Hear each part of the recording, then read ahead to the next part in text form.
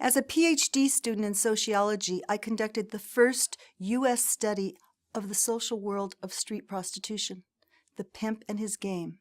A chapter in my doctoral dissertation is now relied upon by vice officers, U.S. and district attorneys, FBI agents, and social service professionals as a guide for the treatment of child prostitutes, for jury education, and for the prosecution of powerful, dangerous pimps.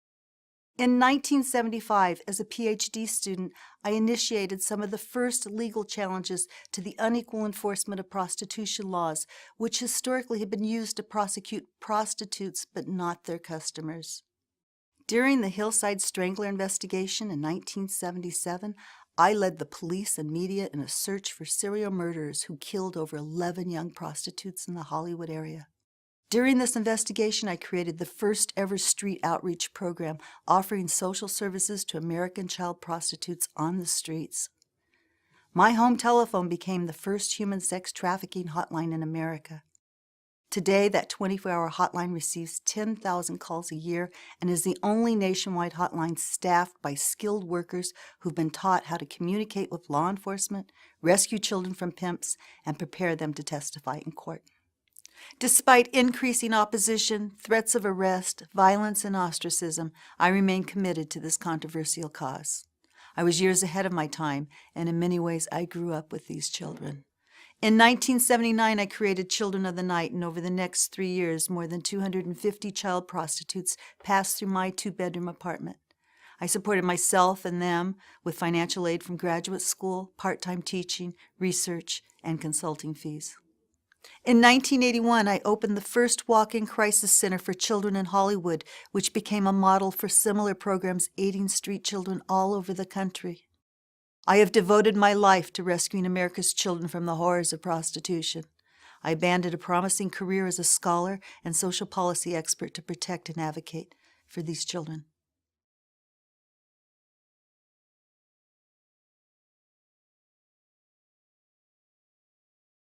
My goal is to provide ongoing private funds to support Children of the Night's existing hotline, shelter home, and on-site school. The Children of the Night home is open to child prostitutes throughout the United States, and the Children of the Night hotline is ready and able to rescue these children 24 hours a day. We provide free taxi and airline transportation nationwide for America's child prostitutes who wish to escape prostitution and live in our home. Our hotline staff works closely with law enforcement to rescue children from vile, dominating pimps, also called traffickers. Our home features an on-site school and college placement program. After youngsters complete our rigorous and comprehensive program of academic and life skills education, caseworkers are available to provide ongoing case management to hundreds of graduates. WOW offers teenagers living on the streets of our cities access to birth certificates, school records, social security cards, government-issued photo identification, transportation to critical social services, case management, resume preparation, job placement, parenting support, and educational services including academic assessments and preparation, tutoring, and support services to test for the GED, the General Education Diploma. And my third objective is to develop a groundbreaking, trailblazing program to rescue babies and toddlers living in crack houses by changing outdated foster care regulations. I am fighting for the right of older adults to provide foster care to small children and to make these children eligible for adoption at an earlier age when damage has been minimal and the children are still cute and cuddly.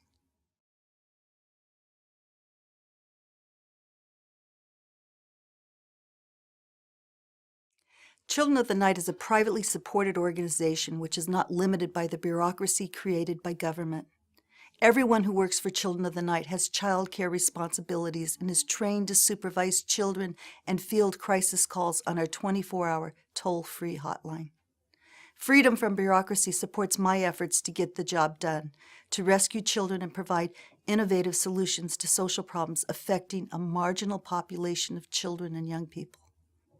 At the same time, Children of the Night spends 86% of its funds on program, provides an independent outside financial audit, is licensed by the Department of Social Services Community Care Licensing Division, meets all regulations for the operation of a children's home in the state of California, and is highly regarded by local, state, federal, and international organizations working with children. People come from all over the world to view firsthand the work of Children of the Night. We are able to respond to the needs of children we serve within moments of new developments. In 1983, we identified 55 children living in a condemned building in the heart of Hollywood. We were able to organize the Red Cross, churches, the Free Clinic, Children's Hospital, LAPD, and volunteers to provide cots, food, medical services, and social services within hours. In the 80s, we discovered through our hotline that substance abuse programs limited services to those who were otherwise mentally healthy, and mental health programs refused services to those who experienced substance abuse problems. Our identification of this trend led to the development and funding of programs treating both mental illness and substance abuse. Today, there are programs for dual diagnosis. In the 90s, because of our reputation of knowing the streets, we received some of the first inquiries from parents looking for support groups to help their children who were joining gangs at an alarming rate. We are able to assist the police and FBI with victim support services, relocation for children in danger, court accompaniment for victims testifying against pimps, and intelligence information regarding pimps who kidnap children. We can do all of this within minutes or hours of a request.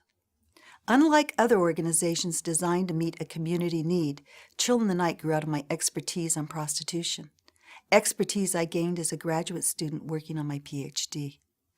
In response to the changing climate of America's child prostitution problem, I was able to develop the WOW program in 2011 and utilize existing shelter staff to help underfunded and undeveloped shelters across America without increasing our operating budget or salaries.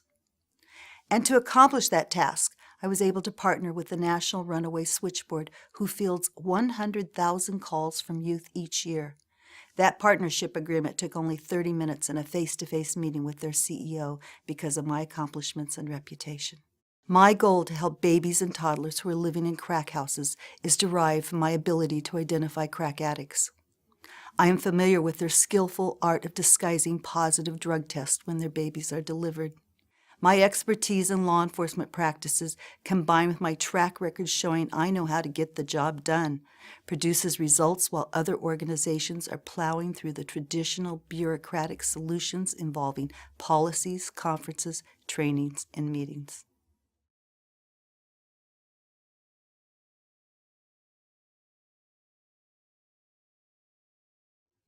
We are effective because my expertise has become my life's work, and I put my expertise into action by leading an organization that performs life-saving, life-changing circumstances required to make a difference in children who've been victimized while living on the street.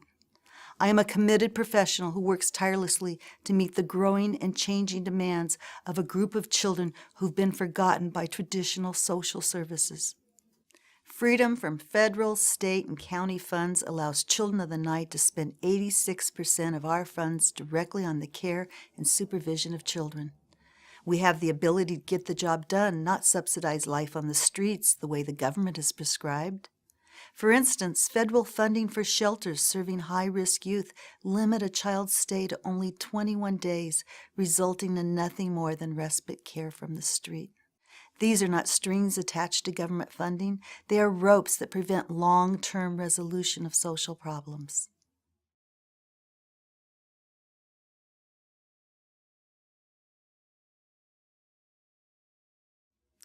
We perform quantitative reports on the number of hotline callers, their age, race, location, and the same demographic information for children who live in the Children of the Night home.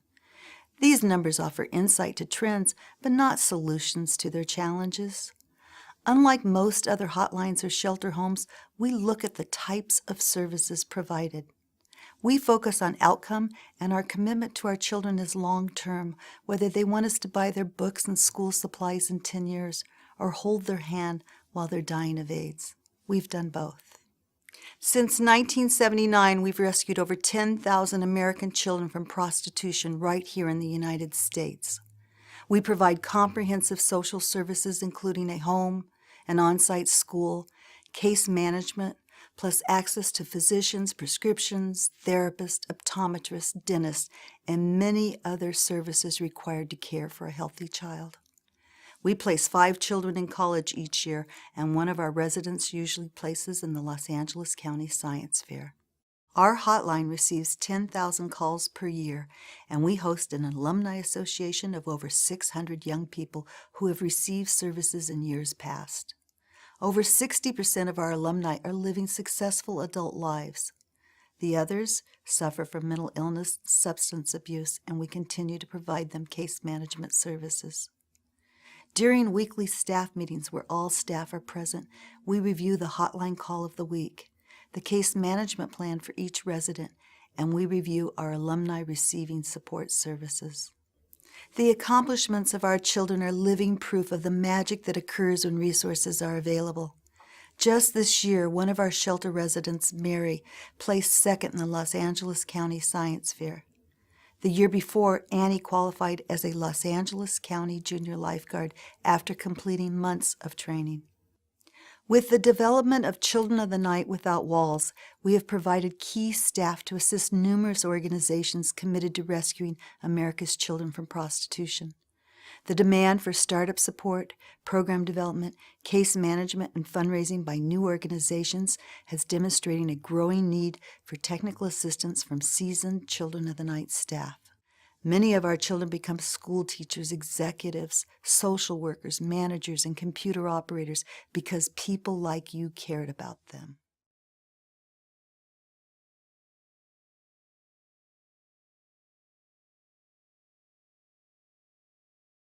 Many people believe Children of the Night is a wealthy and endowed organization because of our high visibility and award-winning programs, when in fact we continue to operate from payroll to payroll. We own our building, and we do not carry a mortgage or any loans, but operating funds limit our expansion. And secondly, some people believe these children are lost causes and can't be saved, or are not worth saving. They fail to see the humanity of our work and the successes of the children who grow into successful adults.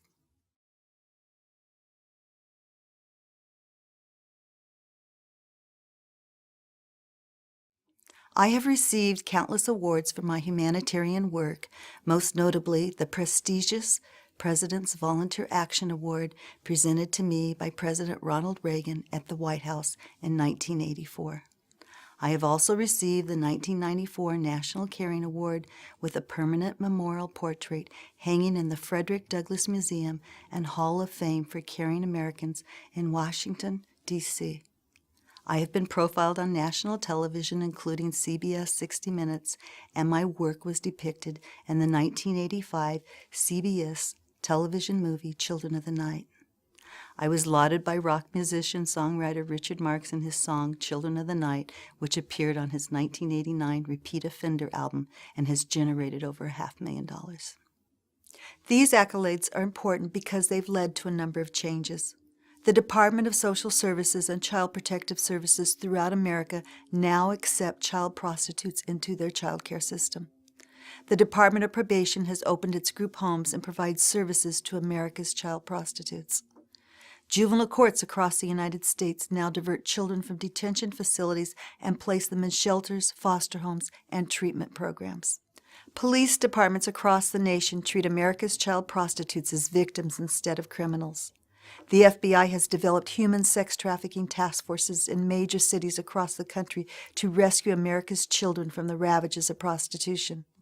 The U.S. Department of Justice and other government agencies have developed laws and begun allocating money to help our child prostitutes who in years past had nowhere to turn for help. And several states have developed specific laws and sentencing practices to punish men who pay children for sex. Plus, law enforcement agencies currently operate special investigations known as trick task forces to arrest the customers of prostitutes.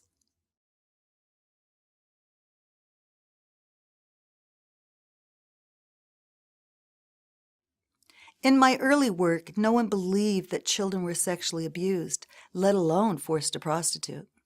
The infamous McMartin preschool case, a daycare sexual abuse case of the 80s, created a dialogue of child sexual abuse. People also believed that prostitutes, even if they were children, prostituted out of a desire, not coercion, and that these children were beyond salvageable, even under the best circumstances. Today's news media headlines scream out the torturous exploitation of America's children who are victimized by prostitution and worthy of rescue even by the FBI. America's child prostitutes have even been redefined as human sex trafficking victims.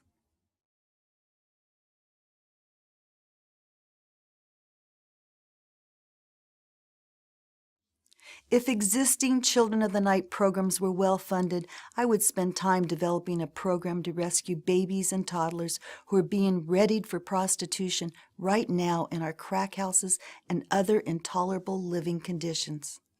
The American Vice Detective has the skills to identify and rescue these children, and baby boomers are easily mobilized to serve as foster parents.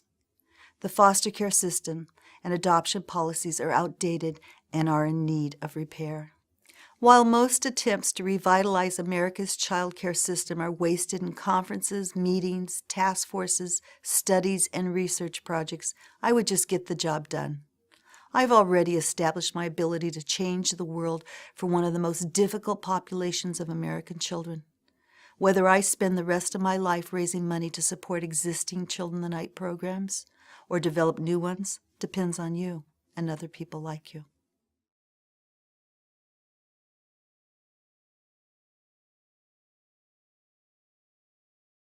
My dream with Children of the Night WOW is to have 100 tables with 100 computers and a room staffed with tutors teaching the reading, writing, and math skills required to pass the GED to thousands of young people who are currently living in shelters, motels, or trailer parks. I want to give young people forced to live on the street the skills to pass the GED, because it is a gatekeeper that keeps young people out of the military, civil service jobs, and other opportunities that may permanently remove them from the street. I want to continue to lead the revolution of real life-changing services for teens and young people forced to live on the streets of our cities.